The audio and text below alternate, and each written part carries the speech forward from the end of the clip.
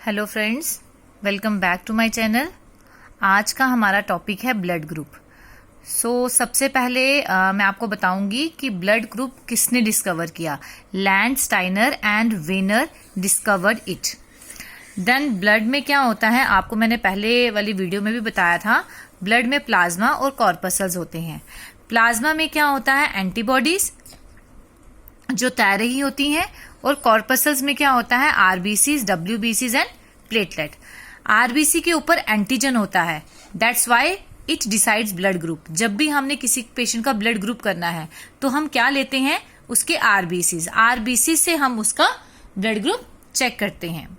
Blood group is always decided by RBC. RBC से ही हम हमेशा ब्लड ग्रुप चेक करते हैं, ना कि प्लाज्मा या सीरम लेके। क्यों नहीं करते? क्योंकि आरबीसी के ऊपर क्या होता है, एंटीजन होता है, और एंटीजन ही डिसाइड करता है कि ह्यूमन बीइंग का कौन सा ब्लड ग्रुप है। Antibodies are seen in plasma. Antibodies कहां होती हैं? प्लाज्मा में। That's why in corona patients are advised for the transfusion of plasma. जब पेशेंट्स को कोरोना हुआ था, लास्ट जब आप देख रहे थे कोरोना का पीरियड आया था, उस समय पेशेंट्स को डॉक्टर क्या एडवाइस करते थे कि आपको क्या चढ़ाया जाए, प्लाज्मा। क्यों चढ़ाया जाए? क्योंकि प्लाज्मा में क्या होती है, एंटीबॉडीज होती हैं, और आरबीसी के अंदर क्या होता है, एंटीजन। तो एंटीजन एंटीबॉडी का रिएक्शन होता है, that's why. Okay, then comes, जैसे मैंने आपको बताया ब्लड में क्या होता है, प्लाज्मा और कॉर्पसल्स। ठीक है, अब प्लाज्मा में क्या होता है, एंटीबॉडीज। अब जो प्लाज्मा में एंटीबॉडीज है उसको हम डिनोट कर लेते हैं स्मॉल ए और स्मॉल बी से, और आरबीसी में क्या होता है, एंटीजन, तो इसको हम डिनोट कर लेते हैं कैपिटल ए और कैपिटल बी से। अब प्लाज्मा की जो शेप होती है वो कैसी होती है, वाई, देखो जैसे मैंने बनाई हुई है। और एंटीजन की जो शेप होती है वो कैसी होती है,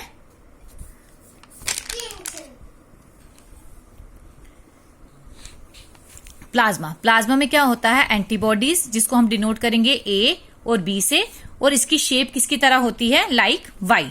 वाई कैसे, देखो ऐसे,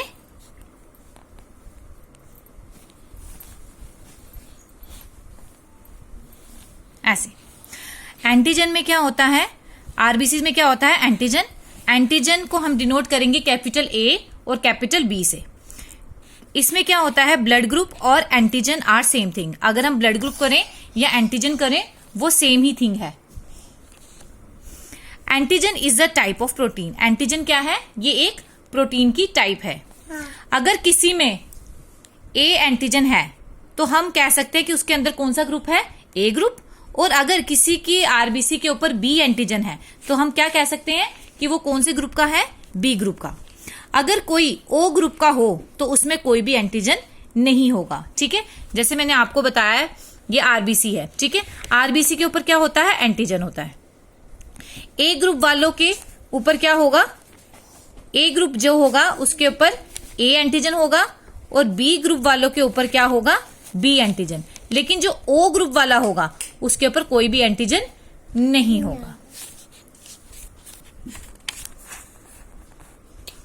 ब्लड ग्रुप और एंटीजन। ठीक है, अब it is found in RBC. मैंने आपको जैसे बताया एंटीजन किसके ऊपर होता है, आरबीसी के ऊपर। आरबीसी का कलर क्या होता है, रेड, और शेप कैसी होती है, circular. It is a type of protein, यहां हम इसको ग्लाइकोप्रोटीन भी कह सकते हैं। अब ये आ गया आरबीसी का स्ट्रक्चर। अब जो ए एंटीजन होगा, मीन्स जिस ग्रुप के ऊपर, जिस ब्लड के ऊपर ए एंटीजन होगा उसकी शेप ऐसी होगी आरबीसी की, जस्ट लाइक ऑफ ए। जो बी ग्रुप का होगा उसके आरबीसी के ऊपर कौन सा एंटीजन होगा, बी, और उसकी शेप कैसी होगी, बी की तरह। ओके, और जो ए बी एंटीजन होगा, मीन्स ए बी ग्रुप वालों के ऊपर आरबीसी के ऊपर कौन सा एंटीजन होगा, ए बी, तो उसमें क्या होगा, ए का भी होगा और बी का भी होगा, A B and so on. If outer surface looks like A, अगर आरबीसी के ऊपर जो एंटीजन है उसकी शेप ए की तरह होगी तो उसको हम क्या बोलेंगे, ए ग्रुप। और अगर आरबीसी के ऊपर बाहर वाली जो सरफेस है वो किसकी तरह, बी की तरह दिखेगी तो हम उसको क्या बोलेंगे, B group.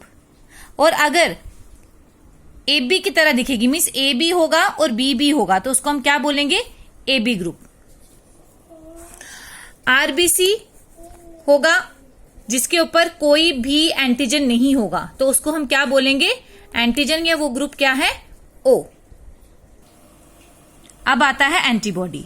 Blood group is not decided by antibody. जब भी हमने किसी का ग्रुप डिसाइड करना है या किसी पेशेंट के चेक करना है कौन सा ग्रुप है, तो हम हमेशा किससे चेक करते हैं, एंटीजन से, नॉट एंटीबॉडी से। अब जैसे ब्लड है, ब्लड में क्या होता है, प्लाज्मा एंड कॉर्पसल्स। प्लाज्मा में क्या होती है, एंटीबॉडीज, जिसको हम डिनोट करते हैं ए और बी से, और कार्पसल्स में क्या होता है, आरबीसीज, डब्ल्यूबीसीज और प्लेटलेट्स। बट हम जो ग्रुप डिसाइड करते हैं वो किससे करते हैं, आरबीसी से। आरबीसी के ऊपर क्या होता है, एंटीजन, जिसको हम डिनोट करते हैं कैपिटल ए और बी से, और एंटीबॉडी कहां होती है, प्लाज्मा के ऊपर, जिसको हम किससे डिनोट करते हैं, स्मॉल ए एंड बी। अब ये स्ट्रक्चर है एंटीबॉडी का, मीन्स कोई प्लाज्मा है, ठीक है, उसके ऊपर एंटीबॉडी ऐसे बनी होती है। और ये है आरबीसी का स्ट्रक्चर, जिसके ऊपर एंटीजन होते हैं, और एंटीजन कैसे होते हैं, ए। अगर ए एंटीजन है तो कैसा होगा, ये, और अगर बी एंटीजन है तो कैसा होगा, ऐसे, ठीक है। अब मैं आपको बताऊंगी कि हम कैसे डिसाइड करते हैं ग्रुप कैसा है। और अगर एंटीबॉडी कौन सी होगी, ए, एंटीबॉडी का स्ट्रक्चर कैसा होगा, ऐसा, स्मॉल ए। एंटीजन ए कैसे होगा, ये।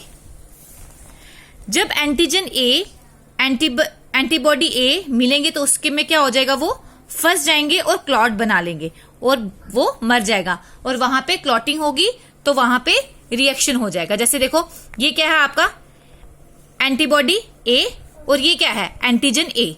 जब ये वाला स्ट्रक्चर इसके बीच में जाएगा, जैसे ये देखो, ये क्या है, एंटीबॉडी ए, ओके, एंटीबॉडी का ये स्ट्रक्चर होता है, और ये क्या है, एंटीजन ए। एंटीजन ए के ऊपर क्या बना हुआ है, ये ए की तरह। जब ये ए की तरह इस ए वाले के बीच में जाएगा, ये देखो शो किया है ना, जब ये इसके बीच में जाएगा तो ये क्या हो जाएगा, फंस जाएगा। जब ये फंस जाएगा तो क्या हो जाएगी, रिएक्शन होगी, एग्लूटिनेशन होगी, और वो आपस में मर जाएगा, हमें इसकी ग्रुपिंग नहीं होगी। तो हम क्या बोलेंगे कि जब भी हमने किसी को ब्लड चढ़ाना हो, तो या कोई भी पेशेंट है, उसके ग्रुप में सेम एंटीजन और सेम एंटीबॉडी नहीं होनी चाहिए। अगर एंटीबॉडी ए है तो एंटीजन बी होना चाहिए, और एंटीबॉडी बी है तो एंटीजन ए होना चाहिए।